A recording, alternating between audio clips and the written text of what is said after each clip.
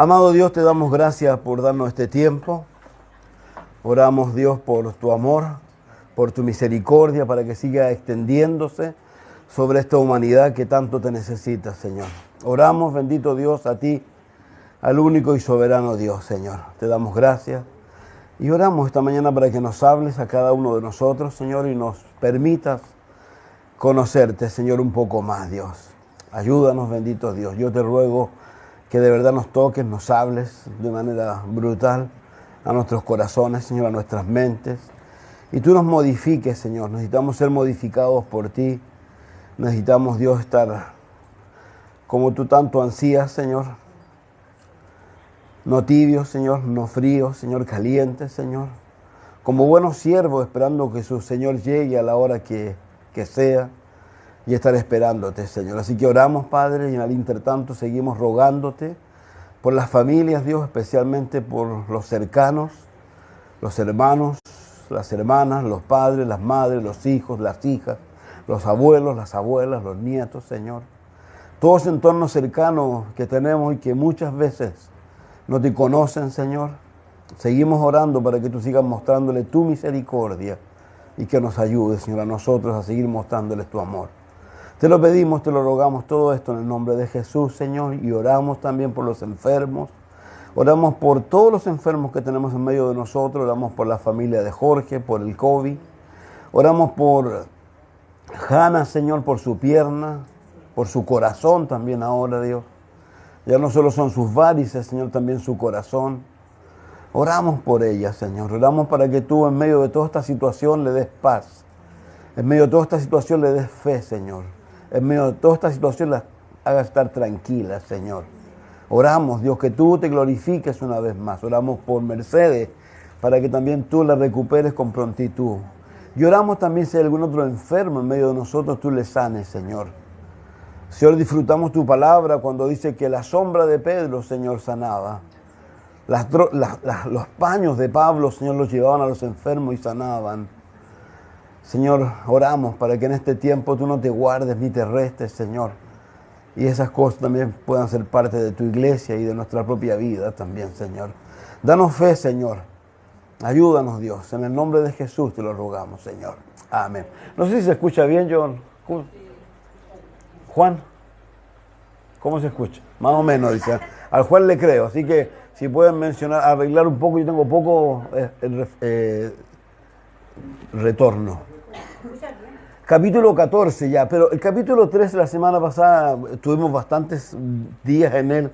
Algo muy sencillo, los últimos versos, desde el verso 11 hasta el final, habla de la segunda bestia, ¿no es cierto? La bestia que sube de la tierra, que tiene dos cuernos semejantes a los de un cordero, pero habla como dragón. Ejerce toda la autoridad de la primera bestia, por ahí estoy escuchándome mejor. Ejerce toda la autoridad de la primera bestia, dice, y los moradores de la tierra hace que a través de ella adoren a la primera bestia cuya herida mortal fue sanada.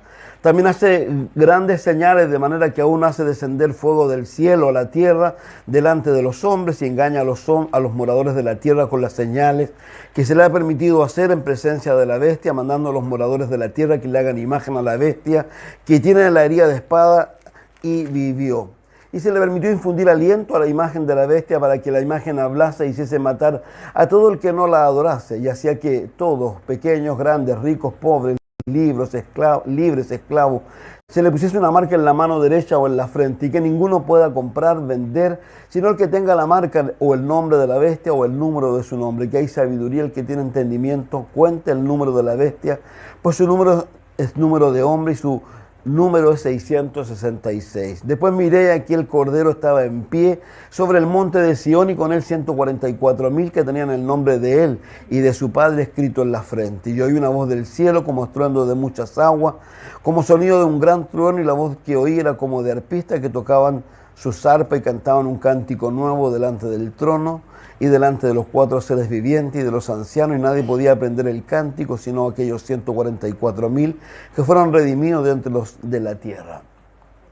Con respecto al capítulo 13, la segunda bestia, hay cosas que uno ya no se puede sorprender. A lo mejor si hubiésemos leído esto, no sé, cuando uno comenzó en Cristo hace no sé, pues ya 40 años llevo yo más o menos en Cristo. A lo mejor ahí uno podía leer y tratar de entender, pero hoy día yo creo que nadie se puede sorprender. Por ejemplo, hacíamos mención, la gran mayoría yo creo que tiene sus teléfonos celulares. Yo no lo hago, pero la gran mayoría toma el teléfono y muchas veces le habla a Siri. Siri, por ejemplo, está en los iPhone. Hay gente que en sus casas tiene Alexa, ubican la Alexa. Y hay otro nombre más, no sé cómo se llama la otra individua, que tú lo pones en el centro de tu casa. Por ejemplo, mi hijo mayor en el centro de su casa tiene un cosito ahí y él le habla a esa cosita y le dice préndeme la tele y le prende la tele, préndeme la luz y le prende la luz. Todo, digamos, y la cosa, ahora, por ejemplo, Siri habla. Usted escucha el teléfono que te habla. Entonces uno ya no se puede sorprender de esas cosas. Esas cosas están, por eso creemos de que realmente es inminente la venida de Jesús. Con respecto a la forma de comprar y vender, ya no, nuestro propio país, si alguien escuchó noticias el día de ayer, ya están mencionando mucho con respecto a hacer desaparecer el dinero. El dinero tiene muchos problemas y trae muchas dificultades, por lo que hemos dicho, los asaltos a mano armada, lo que sea, pero si no hay dinero, ¿qué van a robar? Entonces va a haber una sociedad luego sin dinero. Entonces tampoco podemos sorprendernos de esas cosas o pensar que esas cosas están muy, muy lejanas. Ahora, lo que sí yo quiero detenerme en el día de hoy un poco en algo que Dios ha puesto en mi corazón. ¿Por qué razón? Dice aquí el apóstol Juan, versículo 1, después miré. Hay otra palabra que se usa mucho en las otras versiones que es la palabra luego. Cuando uno piensa en el apóstol Juan, ¿no es cierto? El apóstol Juan sabemos que es el último de los apóstoles que está vivo. El apóstol Juan, lamentablemente las personas entendieron muy mal algo que Jesucristo le dijo a Pedro. Cuando le hablaba Pedro con el Señor Jesús luego de que resucitara y le mandara esa pequeña nota, díganle a los discípulos que voy y a Pedro. Y Pedro seguramente, como lo hemos dicho siempre, tiritaba y decía ¿qué me van a decir?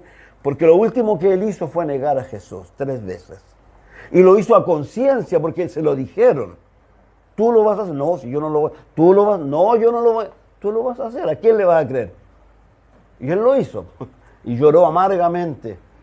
Y como todos sabemos, algunos llegan a insinuar que el apóstol fue tan nefasto de alguna manera en ese tiempo porque él se llevó a los demás apóstoles a pescar. Digamos, a muchos los volvió para atrás, volvieron como a la vida vieja.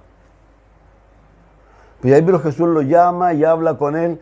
Y cuando Jesús le dice a él cómo va a morir él, porque él se lo dice, le dice tú vas a morir de una manera especial. Y él está Juan ahí, porque Juan siempre andaba cerca y lo mira y le dice, ¿y qué pasa con él? Y él le dice, ¿qué te importa a ti? Si él está vivo hasta cuando yo venga, una cosa así le dice. Entonces todos decían que cuando muriera Juan era como una señal de que Jesús venía pronto, un malentendido. Ahora Juan a esta altura del libro que estamos estudiando, ¿no es cierto?, ya es el último de los apóstoles, han muerto todos, y no solo los apóstoles, han muerto las personas que les ayudaban, Tito, Timoteo, toda esa gente también han muerto sacrificados. Y él es el último de los apóstoles. Y como sabemos lo que nos relata el capítulo 1, si usted se acuerda, él realmente la situación de él está preso. Él está preso producto de qué, lo que él dice en el capítulo 1, producto de la palabra, producto de que él no se ha sujetado a la autoridad que quiere seguramente que haga algunas cosas y ya él lo han enviado a la isla de Patmos, ahí lo han entregado a trabajar forzadamente y que se muera porque es un anciano ya de 95 años. Pero dice que algo especial ocurre en el día del Señor, dice el libro. En el día del Señor él tuvo una visión. ¿Qué es la visión? Todo este libro.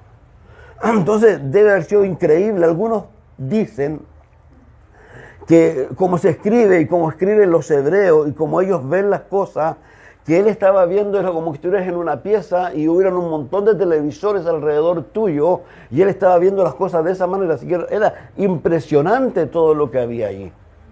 Entonces, por eso quería detenerme ahí en esa palabra luego. ¿Por qué? Porque seguramente debe haber sido muy tremendo para la mente de Juan. él ha visto de alguna manera y está viendo el fin del mundo. Porque eso es lo que está viendo él. Él está viendo el último imperio, no se olviden nunca de eso. Ese imperio que vio Nabucodonosor y que vio Daniel. Nabucodonosor lo vio de la manera de esa estatua de diversos metales y Daniel lo ve en el capítulo 7 como bestias. Y aquí él está viendo la última bestia antes de que venga el reino de Cristo, el reino milenial. Entonces, no es algo menor. Ahora, como sabemos, el apóstol, luego de esta situación que él está viviendo y de estar preso, hay un cambio de gobierno también en Roma y pasa y viene otro emperador. Y ese emperador libera a este hombre, a este Juan. Y este hombre, según, no tenemos antecedentes aquí, pero según lo que cuenta la historia, es que se fue a Éfeso y pastoreó la iglesia de Éfeso. Quiero llevarlos en un paseo un poco de ficción, pero no es ficción, porque es real, porque es verdadero. Pero sí hay algo que es importante notar. ¿Por qué razón? Porque de alguna manera lo que vamos a mirar es lo que le pueden hacer los años a la vida de una persona. Muchas veces los años, en vez de hacernos bien, nos hacen mal. Debieron hacernos bien. Mientras más viejos nos ponemos, a lo mejor, o mientras más tiempo pasáramos en Cristo, debiéramos ser mejores personas. Eso es lo natural. Pero hay un temor. Y lo vamos a mirar ahí, yo lo quiero mirar escrituralmente. ¿Y por qué digo esto? Porque también Dios me hizo detenerme en un momento, en estos días, en las palabras del Señor Jesús, en el libro de Mateo, en el capítulo 5. No lo busquen, yo se lo voy a ir, si quieren anoten. En el Mateo 5, del versículo 27 al versículo 39, ahí hay algo muy particular. Porque ahí hay un llamamiento que Dios le hace a un hombre muy particular llamado Mateo. A un hombre que tiene mucho dinero, un hombre que tiene un negocio fructífero, un hombre que es odiado por la gente, obviamente por su negocio. Y ese hombre hace una fiesta.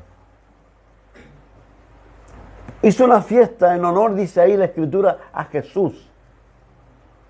Obviamente hizo una fiesta en honor a Jesús, porque de alguna manera algo ocurrió en la vida de él. Ahora, por favor, piensen en algo. Si usted piensa, cuando uno piensa en los publicanos, en estos hombres cobradores de impuestos, estos hombres tenían una particularidad que era, ¿saben? Es como lo que ocurre con los gobiernos. Los gobiernos, por ejemplo, van a edificar algo en nuestro país. Ya pongamos el puente que hicieron hace poco tiempo, ahí el puente Simón Bolívar, ¿no es cierto? Ese puente no viene la autoridad y dice, ¿saben qué? Vamos a hacer un puente y vamos a contratar obreros. No, es que lo que hacen ellos, mandan circulares y hay gente que viene y propone, digamos, el trabajo y ellos toman la mejor carta. Entonces, ¿qué es lo que hacía el gobierno romano? El gobierno romano veía la ciudad, por ejemplo, veía Viña del Mar, decía Viña del Mar, una buena ciudad, plata y dinero. Entonces, le decía al publicano, yo necesito que tú me des 100 millones de pesos mensuales. Lo demás, problema tuyo. Entonces, ¿qué es lo que hacía este publicano? Porque además había algo interesante. Uno piensa que los impuestos son algo del día de hoy. Olvídense. En el Imperio Romano, si tú tenías un carro, por cada rueda tú tenías que pagar impuestos. Los peajes no fueron inventados hoy día. Los peajes vienen de mucho tiempo. Entonces, ¿qué hacía este hombre? Este hombre le ponía a todo lo que podía impuesto. Y él juntaba mucho más de los 100 millones de pesos. Entonces, la gente lo odiaba. Pero algo pasó con él, algo que no fue menor, que es lo que Jesús lo llamó. Y lo interesante, que él lo dejó todo. Digamos, él no dejó, y yo alguna vez lo he dicho, la gente a veces se sorprende cuando piensa que Jesús llama a perdedores. Dios no llama a perdedores. Dios nunca va a llamar a un perdedor. Dios va a llamar a personas que estén en lo mejor, que están en la cúspide de la ola. Porque el llamado no es menor. No se olvide, alguna vez yo he sido majadero con eso. Cuando Jesús dijo, cuando lo seguía tanta gente a él, pero él sabía lo que la gente buscaba de él. La gente lo quería hacer rey. ¿Por qué? Porque había convertido los pocos panes y los pocos peces en cantidad. Y estos dijeron, con esto no trabajamos más. Y él los dejó. Y luego dice, siguiéndole una gran multitud, se dio la vuelta. ¿Y qué les dijo? Si alguno quiere venir en pos de mí, niéguese a sí mismo. Tome su cruz cada día y sígame. Entonces, cuando Dios te está llamando, Dios no te va a llamar, vuelvo a reiterar, no va a llamar a un perdedor. Va a llamar a una persona que de alguna manera va a tener que sacrificar mucho. Mateo, piénsenlo. Piensen en el lugarcito, cómo estaban los billetes acumulados. Y él ni siquiera, ¿usted cree que se agarró un billete? No sé lo que habrá hecho, a quién dejó, pero ahí lo dejó todo. Y no solo eso, sino que fue e hizo una fiesta. Y una fiesta no menor. Me imagino, piensa en una fiesta que pueda hacer, no sé, pongámosle un ejemplo, a Chino Ríos. Imaginen a quién invitaría el Chino Ríos. La Quena. ¿A quién más invitaría el Chino Ríos? Porque Mateo, ¿a quién invitó? Invitó a todos los publicanos, invitó a toda esa gente. Y todo eso trajo un conflicto no menor. A Cristo le importó un comino, pero trajo un conflicto no menor. Yo estoy parafraseando, los animo a que usted lea después la Escritura. Yo estoy diciendo lo que Dios pone en mi corazón para que yo se los diga a ustedes. Para que tengamos cuidado. ¿Por qué? Porque la religión de ese momento, y por eso quiero hablar de los años a veces le hacen más mal a la gente que bien. Porque la gente piensa y dice, llevo tantos años. Voy a poner el ejemplo que siempre he puesto. El libro de Ezequiel. El libro de Ezequiel, Dios le dice a Ezequiel que vaya y predique. Y le dice que él es su atalaya. Y que él es responsable de decirle a la gente lo que va a ocurrir. Pero lo interesante que dice allí, que lo importante de todo lo que hay ahí, no es lo que alguien, digamos, lo importante es que él hace mención en el capítulo 30 y en el capítulo 3 del presente, no del pasado ni del futuro. Porque dice que si alguien, así lo dice, ha caminado 30 años en el Señor, y el año 31 por alguna razón se le ocurre darse una canita al aire, los 30 años que él ha servido no sirven de nada. Porque el año en donde a él le vinieron a pedir cuentas, donde a él lo vinieron a buscar, no estaba preparado. Y podría ser que una persona haya andado 30 años de la manera más disoluta, entregado a la perversión más grande, pero el año 31 viene a Cristo. De eso es lo que se trata esto. Esto no se trata de ayer ni del mañana, se trata del hoy. De cómo vivimos hoy día. Como decía Chuck. Chuck decía, ¿sabes qué? No me importa, no me interesa lo alto que pueda saltar. Me interesa que después que hayas saltado, ¿qué tan derecho caminas? De eso se trata esto. ¿Por qué? Porque lo que habla ahí el texto, de lo que yo le estoy contando, de esa fiesta, por favor, reitero, esa fiesta debe haber salido en los diarios. Si fue la fiesta no menor, fue una fiesta tremenda.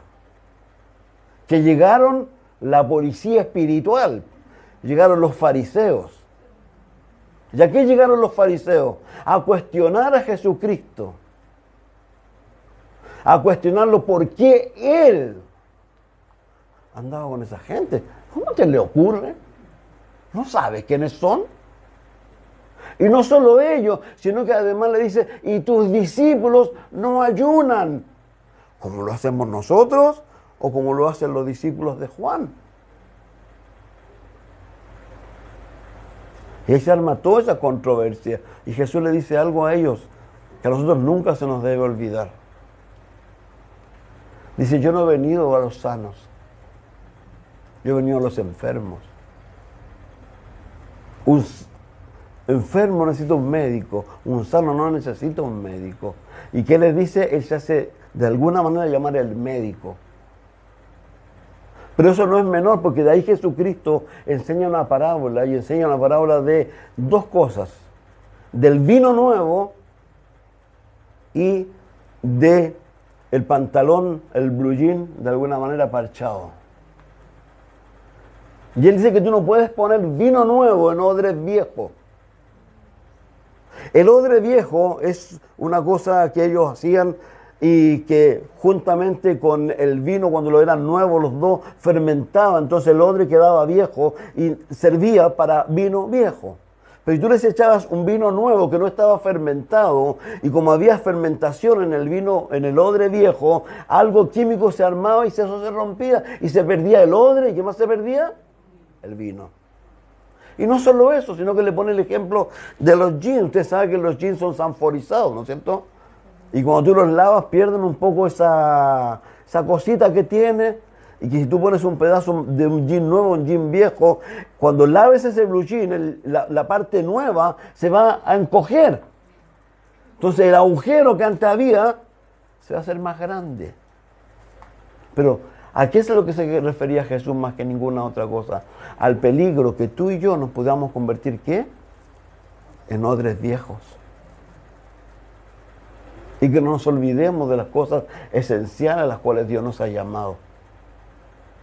Yo pensaba, me imaginaba, en la fiesta, me imaginé todas las fiestas. Un tremendo equipo ahí como el que tiene el Ángelo, así que no deja dormir a nadie cuando lo coloca. Haciendo tremendo, ¿y qué estarían escuchando? Nirvana, Pearl Jam, me imagino yo, Led Zeppelin. No sé si me entienden para dónde voy.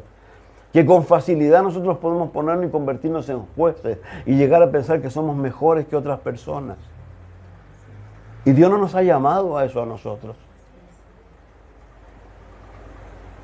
Con lo que yo les contaba, lo que pasó en mi barrio con respecto al asesinato lamentable de estos jóvenes, porque a pesar sea como sea, es lamentable que mueran dos jóvenes y que vayan donde fueron y donde están. Mi hijo mayor, él vive allá en, no sé cómo se llama esta metro, en Villa Alemana, en un metro ahí. Y él dijo, claro, vino la semana pasada a la casa y se le ocurrió decir que venía a la favela. Y yo le dije, yo en tono de broma, le dije, ¿cuál es el problema? ¿Sabes que yo me siento reprotegido? Le dije yo. Porque a mi población no puede entrar nadie si no es de mi población. Pues, arriba se pone un joven, abajo se pone otro joven, y pobre que entre uno de otra población, le decía yo. Pues. No sé si me entiendes, pero que de repente empezamos a perder el sentido. Esos jóvenes, ¿qué necesitan de mí? ¿Que yo los juzgue? Necesitan que yo ore por ellos, es lo que hacemos. Dios sabrá, ellos sabrán, pero es lo que es mi posición. Entonces, por eso yo les hacía mención de esto. ¿Por qué? Porque cuando piensa en esto, cuando piensa en Juan, a donde estamos un poco, vamos a volver a Mateo también, pero cuando pensamos en Juan, él va a ir a una iglesia, que es la iglesia de Éfeso, ¿no es cierto? Y una iglesia, mire, vayan conmigo al libro de los Hechos, al capítulo 19. Para que usted se dé cuenta, y por favor quiero que mantenga mucho su mente en estos textos. Porque no es una iglesia que no sé, porque es un pequeño estudio bíblico y empiezan a sumarse. No, es una iglesia donde ocurren demasiadas cosas sobrenaturales. Sobrenaturales. Veamos, 19, 1 al 12 tengo aquí. Ahí vamos a ir de a poco mirando. Aconteció que entre tanto que Apolo estaba en Corinto, Pablo, después de recorrer las regiones superiores, vino a Éfeso. Y hallando a ciertos discípulos, le dijo, ¿recibisteis el Espíritu Santo cuando creísteis? Y ellos le dijeron, ni siquiera hemos oído si hay Espíritu Santo. Entonces dijo, ¿en qué fuisteis bautizados? Y dijeron, en el bautismo de Juan. Dijo Pablo, Juan bautizó con bautismo de arrepentimiento, diciendo al pueblo que creyese en aquel que vendría después de él, esto es, en Jesús el Cristo.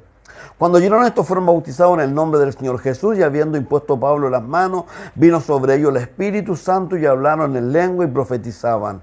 Eran por todos unos 12 hombres. Y entrando Pablo en la sinagoga, habló con denuedo por espacio de 3 meses. Por favor, piensen en esto, vuelvo a reiterar.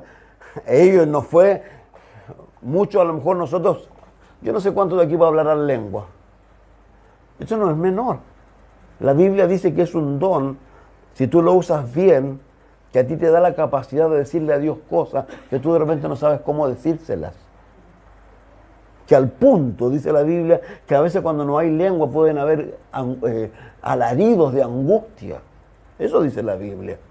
Entonces, algo no menor que está pasando en estas 12 personas.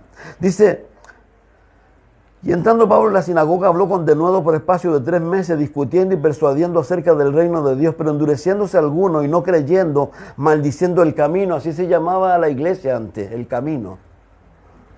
Delante de la multitud se apartó Pablo de ellos y separó a los discípulos, discutiendo cada día en la escuela de uno llamado Tirano. Así continuó por espacio de 2 años, de manera que todos los que habitaban en Asia, judíos, griegos, creyeron la palabra del Señor. Y Dios hacía milagros extraordinarios por mano de Pablo. Por favor, primero, los 12 primeros lenguas, digamos, fue una cosa extraordinaria. Piensen lo que pasó en Hechos 2, algo similar en menor escala. Ahora dice que hubieron milagros. ¿Ya? De tal manera que aún se llevaban a los enfermos los paños o delantales de su cuerpo y las enfermedades se iban de ellos y los espíritus malos salían. Piense, Pablo ni siquiera tenía que moverse de su casa. Llevaban una camisa de él. Increíble, ¿no? Dice, pero algunos de los judíos exorcistas ambulantes intentaron invocar el nombre del Señor Jesús sobre los que tenían espíritus malos, diciendo, os conjuro por Jesús, el que predica Pablo. Había 7 hijos de un tal Esceva, judío, jefe de los sacerdotes, que hacían esto. Pero respondiendo el espíritu, dijo a Jesús, conozco y sé quién es Pablo, pero vosotros quiénes sois. Y el nombre en quien estaba el espíritu malo, saltando sobre ellos y dominándolos, pudo más que ellos, de tal manera que huyeron de aquella casa desnudos y heridos. Esto fue notorio a todos los que habitaban en Éfeso, por favor. Lenguas, milagros, todos los que están en Éfeso saben lo que está pasando ahí.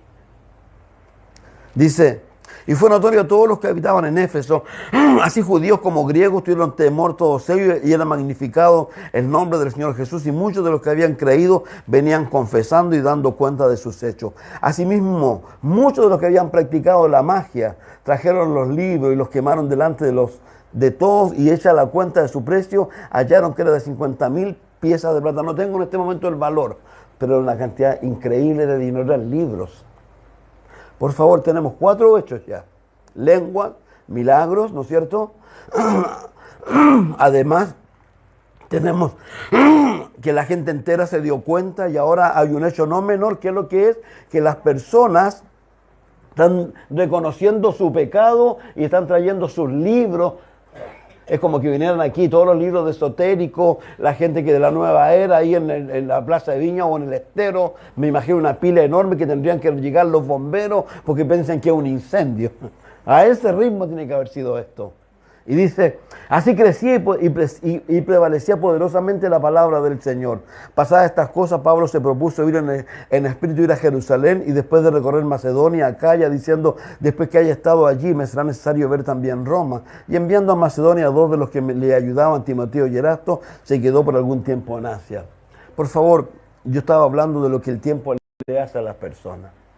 Aquí el capítulo que sigue, después lo que sigue, habla de un alboroto, ¿no es cierto? Pero Pablo ya ha dispuesto algo. ¿Qué es lo que ha dispuesto? Ir a Jerusalén. Como sabemos todos, en Jerusalén al apóstol no le va tan bien como él pensaba. En Jerusalén lo acusan falsamente de que haya metido a Tito al templo y que ha hecho algo que no debe, así que los judíos han armado una turba y lo han tomado preso. Ha tenido que entrar la autoridad, vino el golpe, se lo quitó el golpe a estos fanáticos y se lo llevaron, pero no se lo llevaron a Jerusalén, se lo llevaron a Cesarea, porque Cesarea era abajo donde tenían la casa del gobierno, porque era un mejor lugar, era un lugar de playa, ¿ya? Así que ellos vivían ahí, vivían mejor. Y hay algo interesante aquí. ¿Por qué razón? Porque aquí Pablo está preso, según lo que sabemos, yo me voy a ir adelantándome, está preso 2 años. Te lean, yo por favor los animo a que lean. 2 años está preso ahí. Y está 2 años preso, ¿por qué? Porque gobiernos corruptos piensan que el apóstol tiene dinero y que él cada vez lo llaman a la oficina esperando que Pablo le diga, ¿sabes qué? ¿Ya cuánto querés? Pablo nunca hizo eso. hubo un cambio de gobierno. Y ese otro gobernante también llaman a Pablo y le dicen, Pablo, a ver, expone lo que sucede. Y él expone todo lo que pasa. Y él dice, ¿sabes qué? Él no ha hecho nada. Pero hay un hecho que yo no le he mencionado con anterioridad, que usted se acordará lo que ha leído el libro Los Hechos. Que hubieron 40 personas, piénsenlo, y esto es increíble. 40 personas que se pusieron de acuerdo y dijeron, este infeliz no sale vivo de aquí. Y como tenían poder, el fariseo tenía poder, tenían dinero ellos también.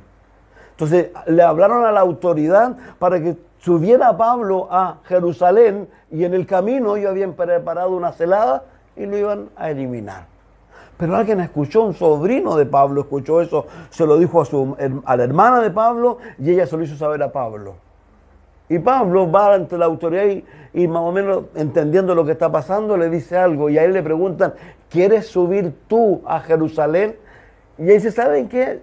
Si yo hubiese hecho algo digno de muerte, no tengo problema, dice el apóstol. La pena de muerte estaba vigente. Él dice, si hubiese hecho algo digno de muerte, no tengo ni... Pero yo no he hecho nada digno de muerte, así que lo que hago, apelo a César. Y usted va a leer ahí que él apela a César y cuando este hombre le dice, ¿sabes qué? Tú no has hecho nada y yo podría liberarte, pero como tú apelaste a César vas a ir. Y desde el capítulo 23 más o menos de Hechos hasta el capítulo 28, ¿qué es lo que tenemos allí? Tenemos el viaje del apóstol Pablo a Roma. ¿A dónde? A donde César. Tenemos 2 años que pasó ¿dónde? En Cesarea. Tenemos 2 años que pasó en Roma, según lo dice Hechos 28. Mire, búsquenlo conmigo. Ahora estamos hablando del tiempo.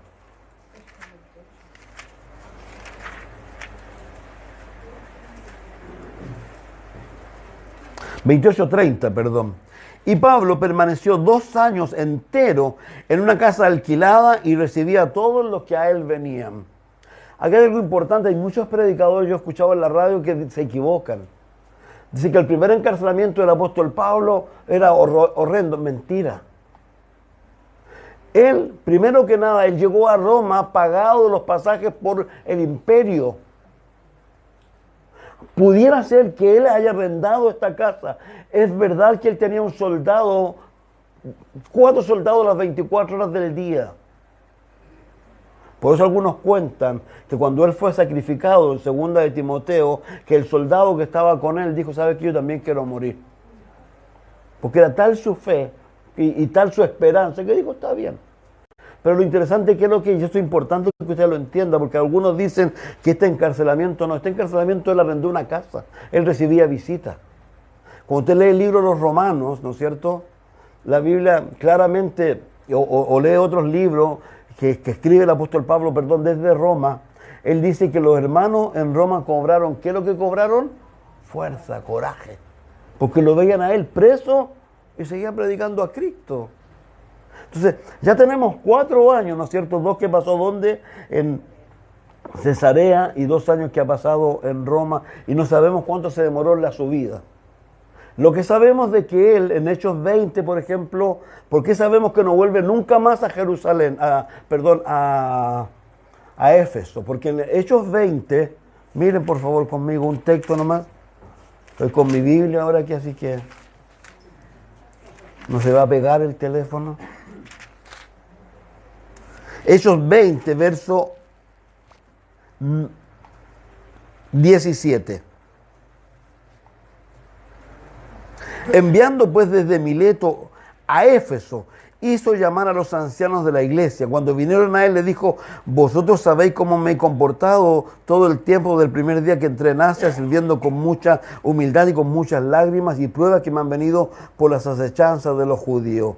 Dice el verso 22, ahora yo ligado en espíritu voy a Jerusalén sin saber lo que allá me ha de acontecer, salvo que el espíritu me dice que, y me da testimonio en todos los lugares que me esperan tribulaciones y prisiones. Pero no hago caso de eso, ni estimo preciosa mi vida, con tal que acabe mi carrera con gozo el ministerio que recibí del Señor Jesús. Entonces sabemos que él no vuelve más a Éfeso. Él dice, nunca más van a ver mi rostro. Usted lee el texto, nunca más. Entonces él va a Jerusalén. En Jerusalén pasa lo que le dijimos, lo toman detenido. Está detenido 2 años, luego 2 años en Roma. Pero algo interesante ocurre en Roma. En Roma, como sabemos, el apóstol está preso y tiene la facultad de poder escribir cartas y de recibir personas, ¿no es cierto? Por eso ahí recibe a la gente que viene de Corinto y él le escribe a los corintos. Pero él escribe 3 cartas ahí también muy particulares. Escribe la carta a los efesios. Y algo interesante con esa carta. Cuando uno empieza a leer el texto, los primeros 3 capítulos, Pablo le enseña a ellos lo que Cristo ha hecho por ellos. Luego en el capítulo 4 hace mención de lo que ellos deben hacer de alguna manera, cuál es su obligación. Pero hay algo muy significativo en el capítulo 5. Vayan conmigo, por favor. En el versículo 6 al 24.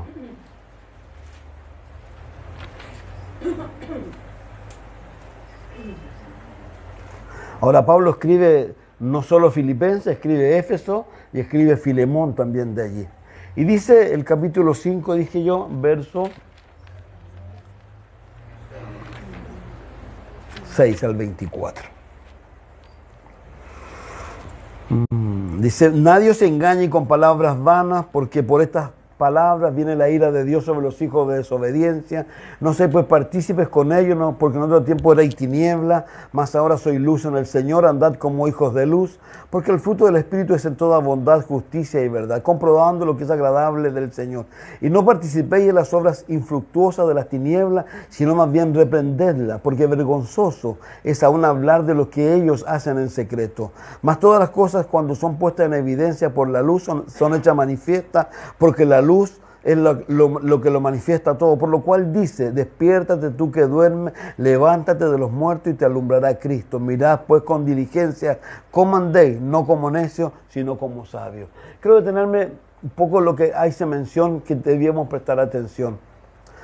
Han pasado 4, 5, 6 años a lo mejor un poquito más. ¿Y qué acontece? Que a pesar de todo lo que ellos vivieron, y quiero traer esto a la memoria, por lo mismo que le decía del libro de Ezequiel, porque el libro de Ezequiel tiene esa particularidad de que Dios deja muy claro de que no importa lo que yo haya vivido ayer, y tampoco importa lo que quisiera vivir en mañana, lo que importa es lo que estoy viviendo hoy. ¿Cómo está hoy mi comunión y mi relación con Dios? Porque hoy puede venir Cristo a buscarme a mí. Y esta iglesia en ese proceso de tan pocos años, según lo que nos dice aquí, seguramente no es la totalidad. Pero lamentablemente, aparentemente dentro de las personas que habían en esta iglesia, que había vivido, por favor quiero reiterar eso. Primero fueron bautizados en lengua, segundo habían milagros que se hacían por doquier, tercero una cantidad de personas que vino y trajo sus cosas, cuarto, los milagros que volvían a hacerse allí. Pero ninguna de esas cosas a ti te garantiza nada. Nada. Pablo tiene que escribirles a ellos diciendo el primero producto de qué, que lamentablemente la gente empieza a tener un problema. ¿Cuál es el problema? Que empieza a escuchar cosas que no debe escuchar. Tú y yo lo único que tenemos que escuchar es la palabra. Tú y yo todo tenemos que pasarlo por el sedazo de la palabra, todo. No importa quién me diga algo a mí, lo erudito que pueda parecer, lo grandioso que pueda parecer, todo eso yo igual tengo la obligación de pasarlo por el sedazo de la palabra.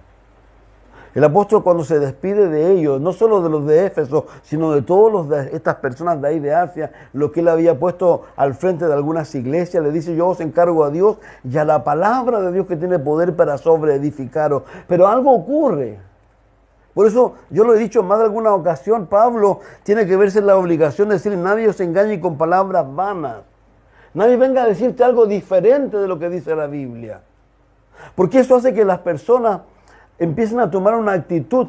Pongamos el ejemplo que puso Jesús. Jesús pone un ejemplo cuando Él habla de su venida y habla del siervo fiel y del siervo infiel. El siervo fiel dice que no importa la hora que vaya a venir, él va a estar haciendo lo que Dios. Pero el siervo infiel empieza a pensar. ¿Y qué empieza a pensar? El Señor tarda en venir. Yo no sé si a usted le ha pasado, si yo tengo ya 40 años en Cristo. Hubo un momento donde el Señor viene así, viene. Yo sigo creyendo lo mismo. No ha venido todavía. Pero sigo creyendo lo mismo. Y quiero seguirlo creyendo de la misma forma. No dándome licencia, no haciendo cosas que no corresponden, no apartándome ni un ápice del camino. Porque reitero, y el ejemplo que les quiero poner es este, de la iglesia de Éfeso. ¿Por qué? Porque no solo aquí Pablo tiene que escribirle toda esta carta, sino que a estos efesios también luego le llega otra carta. Ya no viene de Roma. ¿Sabe de dónde viene, no? Viene del cielo. ¿Sabe quién le escribe? El Padre. Se la ha dado a Jesús. Jesús se la ha dado al ángel, para que el ángel se la lleve ¿a quién? Al ángel que está en Éfeso. ¿Se acuerdan lo que les dice, no? Le dice, ¿sabes que hay un montón de cosas buenas en ti? Pero lamentablemente todas esas cosas buenas que tú haces, lo haces porque a ti te gusta, porque a ti te satisfacen. Pero tú, le dice a ellos, has dejado tu primer amor. Has dejado de amarme a mí. Y lo decíamos el otro día, ¿cómo se ve esto? ¿Cómo se ve nuestro amor por Dios? Yo lo decía el otro día enseñando el libro de Miqueas, cuando habla de la idolatría y especialmente el capítulo 5, verso 13, de la obra de las manos. De esa gente que dice, esto lo hice yo, y se va para allá y pavoneando, esto lo hice yo, esto lo hice yo. Y ya hablaba yo un poco de todo ese tipo de cosas que a veces las personas tienen, pensando de que son artífices de tantas cosas y se equivocan en realidad. Entonces, este hombre, aquí les ha llegado esta carta y diciéndole que realmente, ¿a dónde voy? Me perdí. Y veíamos por qué Juan decía guardado de los ídolos. Y los ídolos, ¿qué es lo que exigen? Sacrificio.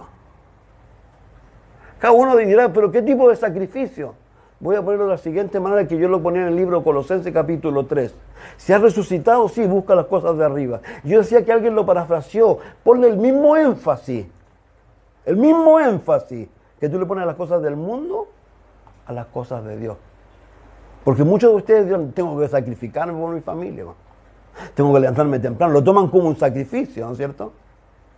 Entonces uno ve de alguna manera cómo eso ocupa un lugar en tu vida importante al cual tú le dedicas cosas y tú te sacrificas por esas cosas.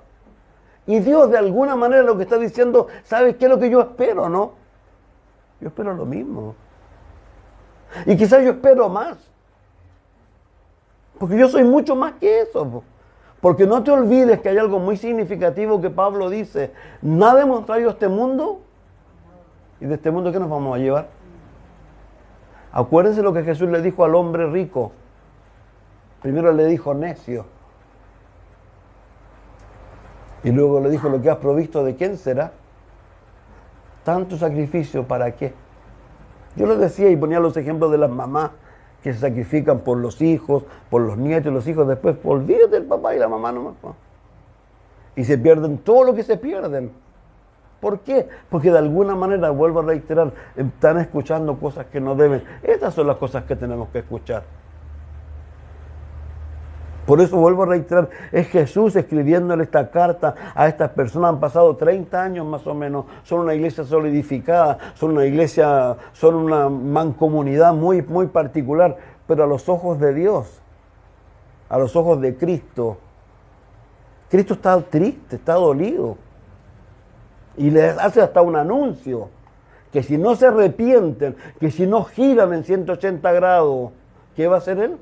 Le va a quitar su candelero, dice. Entonces, de alguna manera esto es lo que yo quiero hacer mención en el día de hoy, que el tiempo, a pesar desde que debiera ser favorable para hacernos mejorar o estar mejor en Cristo, a veces lamentablemente parece que el tiempo hace más mal a algunas personas que bien y nos puede llevar a convertirnos en lo que yo decía de Mateo 5, en odres viejos, en donde no puede haber vino nuevo. Tenemos que tener mucho cuidado con esas cosas. Y de verdad Dios nos anima a nosotros. Porque yo pensaba en este Juan, que yo les vuelvo a mencionar luego. Me imagino lo que pasó con él, si realmente fue Juan el pastor de esta iglesia que estamos hablando de ella. Yo tengo la seguridad que esa iglesia nunca fue la misma luego que Juan llegó a esa iglesia a pastorearla. ¿Por qué cree usted que no fue lo mismo? El mismo apóstol Juan, él dice algo en 1 de Juan capítulo 3. Amado, dice, ahora somos hijos de Dios. No sabemos lo que hemos de ser, pero sabemos que seremos semejantes a Él. De eso es lo que se trata esto, mis hermanos. Por eso la Escritura, bueno, yo aquí tengo muchas cosas más en realidad, pero Dios a eso nos invita. ¿Por qué? Porque si uno piensa en estas personas del capítulo 14, después miré aquí el Cordero estaba en pie sobre el monte de Sión. ¿Sabe lo que es el monte de Sión o no? Es el cielo. Tú y yo aquí hemos sido invitados al cielo. Acuérdense lo que Jesús les dijo a ellos. No se pongan contentos porque se sujetaron los demonios, porque hablan lengua. Póngase contento, ¿por qué? Porque su nombre está escrito ¿dónde? En el libro de la vida. Y nosotros tenemos esperanzas claras. Jesús dijo algo tan simple: me voy. Señor, pero ¿cómo te vas a ir? ¿Nos vas a dejar solo? Me tengo que ir, chiquillo. Pues no los voy a dejar solo, les voy a dejar el Espíritu Santo sobre ustedes. Pero le dijo algo: me voy, ¿qué? A preparar morada, para que donde yo esté, ustedes estén conmigo. Y no se olviden lo esencial para ese grupo de personas. Capítulo 20 de Juan, dice que el Espíritu los sopló y ellos nacieron de nuevo. El Espíritu vino a vivir en ellos. Pero no fue suficiente. El mismo Jesús dijo: el Espíritu que está con vosotros, no. ¿Qué dijo? Está con vosotros, estará en vosotros, ¿y qué más? Y vendrá sobre vosotros. Con vosotros, cuando la persona no conoce a Cristo, está golpeando el corazón. En vosotros, cuando recibe a Cristo. Sobre vosotros, cuando son bautizados en el Espíritu Santo. Y sopló en ellos en Juan 20. ¿Y qué les dijo? Ah, claro, chicos, está todo ok. Murió, resucitó, 40 días hablándoles del reino de Dios. Y ellos le preguntaban cosas y él dijo: cabrense, eso no importa. ¿Saben lo que importa? No se vayan de Jerusalén hasta que el Espíritu Santo haya venido sobre ustedes. Y luego ustedes serán mártires, serán mis testigos. De eso es lo que se trata esto, mis hermanos. No debe haber nada más importante para ti y para mí. Yo lo decía el miércoles. Y he sido majadero con eso, lo que dice el Señor Jesús en Mateo 6. Luego de enseñar cómo vivir, termina diciendo: ¿sabes qué? Mira las aves del cielo. Mira los lirios del campo. ¿No tienen granero? ¿Quién los viste? Yo. Salomón, olvídate, él usaba pecosvil. ¿Está buena de los pecosviles? Usaba pecosvil. Y le dice a ellos: hombres de poca fe. Busquen primero el reino de Dios y su justicia. Y me encanta porque entre medio ha visto lo que dice, ¿no? Él sabe lo que tú necesitas. Busca primero el reino de Dios y las demás cosas, déjamelas a mí. Tú y yo lo único que necesitamos buscar es poder. Tú y yo lo único que necesitamos buscar es a Dios. Tú lo único que yo necesitamos buscar es al Señor y que nos ayude a no ser religiosos, a no ser fariseos, a no ser juiciosos, a mirar a la gente del mundo como tenemos que mirarla, como ovejas sin pastor, no importa lo que hagan. Acuérdense de la gente de Nínive. Jonás los odiaba, que tenía razón. Yo no quiero que sean salvos. ¿Cómo va a ser salvo este ladrón? ¿Cómo va a ser salvo este violador de niños? ¿Cómo va a ser salvo este violador de mujeres? No, Señor, imposible. Y Dios le dice, ¿sabes qué? Muchos de ellos no saben ni siquiera lo que sabe la derecha, no sabe lo que hace la izquierda y es inversa. Y algo muy importante que me encanta lo que Pablo le dice a los corintios, que también eran tremendamente orgullosos y altaneros. Ellos hablaban lengua, ellos lo tenían todo. Y él tiene que decirle, acuérdate, perdón, ¿de qué me voy a acordar yo? Tú eras ladrón, ¿no?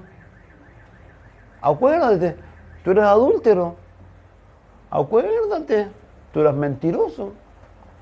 Acuérdate, acuérdate. Y ahora le dice, claro, ahora no lo son, pero lo eran, ¿o no? La gente de afuera está en la misma condición que estábamos nosotros antes. Entonces yo los quiero animar a eso. Eso es lo que Dios me dijo que les dijera a ustedes. Porque a eso se trata esto. Y tengamos cuidado, lean Mateo 5, 27 al 39, es maravilloso. Cómo Jesús, yo vuelvo a reiterar, me lo imagino. ¿Usted dónde cree que estaría Jesús hoy día? ¿Que estaría aquí? A lo mejor de pasadita vendría y nos diría, hola chiquillo, ¿cómo van? Voy allá arriba, voy a una fiesta. Me invitó a una fiesta un narco que acaba de convertirse. ¿Qué cree usted que haría Jesús? ¿Cómo cree usted que andaría Jesús vestido? Yo siempre me lo imagino con chala, con jean, con poleros de... No lo sé. Pero de eso es lo que se trata esto, mis hermanos. Dios a esto nos ha llamado. No nos ha llamado a juzgar. Y yo reitero, yo vuelvo a reiterar, tengan cuidado de las personas con las cuales usted se junta, que a lo mejor le hacen daño. Cuando usted se junta con alguien y usted se para de esa junta o de esa conversa, o lo que sea, y usted se va como diciendo, chuta, de nuevo, me fui de lengua. Porque alguien vino y empezó a sacar, a decir cosas, y usted empezó a decir cosas, y usted termina, aléjese de esa gente, no es buena gente. Dice la Biblia que todos los que causan división, después de una y otra vez, deséchanlo. Dios tiene que ayudarnos, mis hermanos, a amar, a ser amorosos, a ser tiernos. Nos cuesta un mundo. Cuando nos enfrentamos a ese ser, como dice Romanos 7, ¿no es cierto? Ese que no queremos ser. No se encuentra con él a veces en la mañana, yo a veces me encuentro con él. Y más encima ese se encuentra con la Margarita. Y después, ¿qué creen? Tiene que hacer ese, el otro yo, sale para allá. Y tiene que venir y pedir perdón.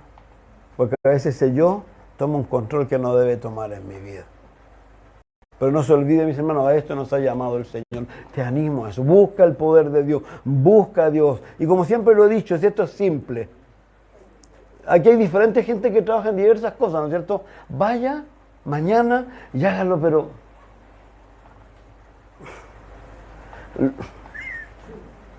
mejor todavía.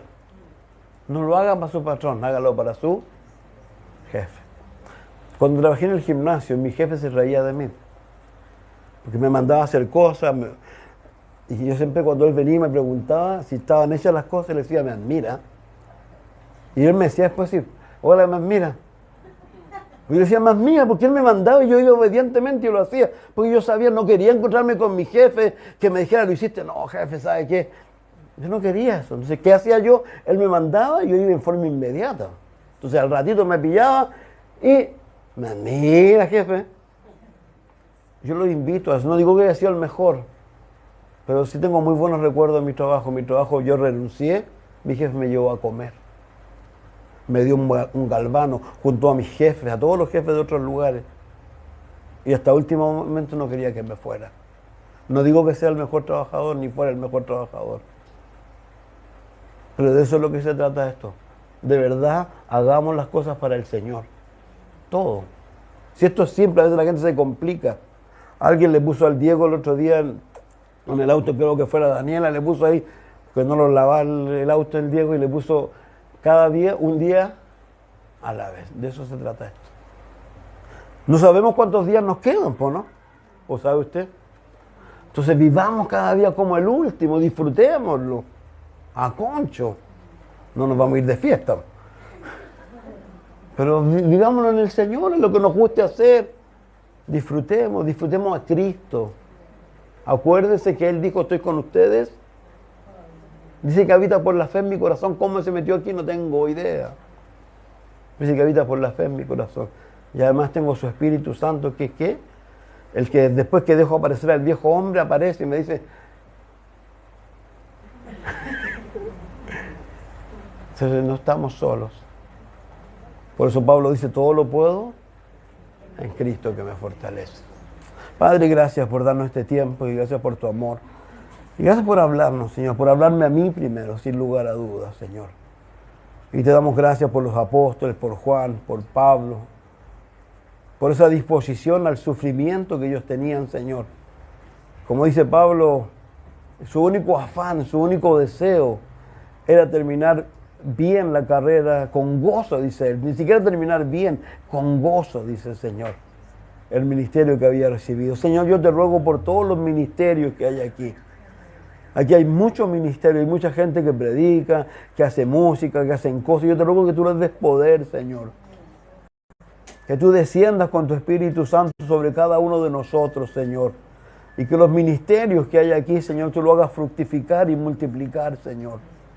Los que predican en las calles, los que predican a los vecinos, los que predican en las micros, Señor. Los que predican de las diversas maneras, Señor. Los que hacen, Señor, gracias. Como dice tu palabra, los que hacen bondad con los demás, Señor. Que sigan haciéndola, Señor. Y haciéndola para ti primeramente. Señor Padre, gracias. Rogamos, Dios, en el nombre de Jesús, Señor, que tú nos bautices con tu Espíritu Santo. Señor, necesitamos eso de ti, Señor. Te lo pedimos, te lo rogamos en el nombre de Jesús, Señor. Amén y amén. Dios les bendiga mucho. Yo les ruego, oren mucho por mí. Oren harto por mí.